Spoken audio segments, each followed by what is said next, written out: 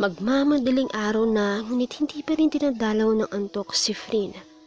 Nag-aalala siya sa mga nangyaring pagtatalo kanina sa pagitan nila ni Becky. Tama ito, naduwag nga siya. Takot siyang mawala ang lahat ng meron siya.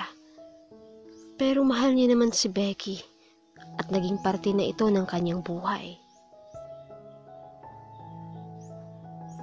Kinabukasan, nagpasya siyang kausapin ito ulit. Baka sakaling sa pagkakataong ito ay mas magkakaintindihan na silang dalawa. Kaya naman umaga pa lang, ay nasa set na siya. Malapit nang matapos ang mga taping nila kaya kailangan makapag-usap sila ng mansinsinan. Ilang sandali pa ay nagsidatingan na rin ang kanyang mga co-artist. May scene sila ngayon kasama sina Tim, Nam, Cade at Becky kung kaya't halos kumpleto ang casting.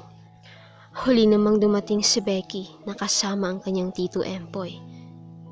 Hinitian niya ang mga ito pero hindi siya pinansin marahil hindi lang siya nakita, naisip niya.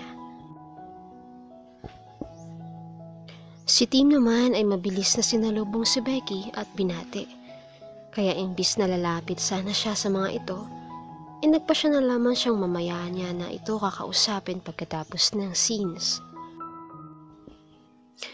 Hapon nang matapos ang bawat eksena, kahit na hindi siya nito pinapansin at casual lang ang pakikitungo sa kanya, nagawa naman nila ang kanilang trabaho hanggang sa nilakasan niya na talaga ang kanyang loob na iyayain ito mag-dinner muna sa labas. Pero tinanggihan siya nito. Hindi na rin siya nag-usisa kung bakit. Tuluyan na ngang mailap ang pakikitungo ni Becky sa kanya. Tanging trabaho na lang at love team nila ang namamagitan sa kanila. Kung tutuusin, mas nagiging professional pa ito kaysa kanya dahil mas bothered siya sa mga nangyari. Minsan, siya pa talaga ang dahilan kung bakit nakakailang take sila. Hanggang sa dumating ang araw ng huli nilang eksena. Ito ay ang kanyang proposal kung saan mayroon silang kissing scene. Halos naging makatotohanan ng eksena ngayon para bang kumukuha kung ano talaga ang nararamdaman niya. Bawat bigkas niya ng kataga ay galing sa kanyang puso at kung uulitin man ang eksena ngayon sa totoong buhay ay ganun-ganun rin ang sasabihin niya. Mahal kita, Mon. Mahal din kita, Sam. Pagkatapos sambitin ng mga katagang ito, ay unti-unting naghinang ang kanilang mga labi. Banayad ngunit may gigil ang kanilang halikan na tila bang miss na miss nila ang isa't isa. Kat! Bravo! Ang galing! Sigaw ni Direk, ngunit tila walang narinig ang dalawa na patuloy lang sa tukaan. Becky, sandali. Pwede ba tayo mag-usap? Ani Frin matapos siyang iwanan sa gitna ng tuksuhan. I'm sorry. Nadala lang ako. Ako din. Pero okay lang yun. Ang importante matatapos na ang gap. Tapos na din ang pagpapanggap natin. Are you still mad at me? Gusto ko lang mapag-isa, Frin. At gusto ko nang mag-move on. Ganun ba talaga ako kadaling kalimutan? Ha, Becky? Di ba ito naman ang gusto mo? I'm sorry. Iiling-iling na lamang si Becky na tinlikuran si Frin. Ngunit ang ipinagtataka niya ay kung bakit sa sasakyan ni Tim ito sumakay. Mas lalo lang tuloy na dagdagan ang bigat na nararamdaman niya. Dahil sa uncut kissing scenes ng dalawa, ay muli na naman silang nag-trending. Kaya usap-usapan na naman ng mga tao ngayon ang kanilang tunay na relasyon.